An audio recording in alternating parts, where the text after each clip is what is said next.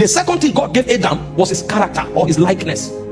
Let us make man in our image and after our likeness. The third thing God gave man was his authority. Verse 28, let them have dominion. So Adam carried God's nature, carried God's character, carried God's authority, and he didn't stop there. God gave Adam his presence. Genesis 2, 7, 8 and 9. After he formed him from the dust of the ground, he put him in the Garden of Eden. That's the atmosphere of God's presence. That's why God didn't knock to enter Eden. You just hear the voice of God came walking in the garden. The man carried God's presence like an ambience.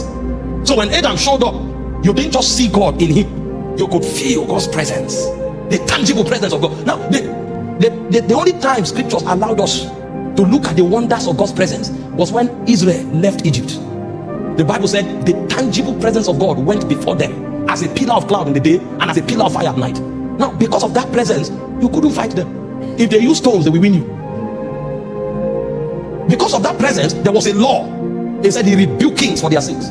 Touch not my anointed, and with these ones I surround them. Do my prophets no harm. So no harm will come to them. Because of God's presence, even their clothes did not wax old. So they wore the same garment for 40 years, it was clean. Their shoes grew with them. That means inanimate things developed intelligence in God's presence. They were in the wilderness, they had enough. There was no economic structure, yet they never starved. The Bible said he caused the rock to bring water for them, and they drank water in the desert. When they needed food, he gave them angels bread. And when they needed meat, he commanded quails to come. Birds were coming, meat came to meet them because of God's presence. They were an invincible army moving through the wilderness. Even the scorching sun could not hurt them, because in the day it became a cloud that covered them. The power of the presence. You touch them at your peril, and they walked into their inheritance. Imagine people who left captivity. They were in bondage for 400 years, and they were defeating nations. What military strategy were they using? The presence was a school.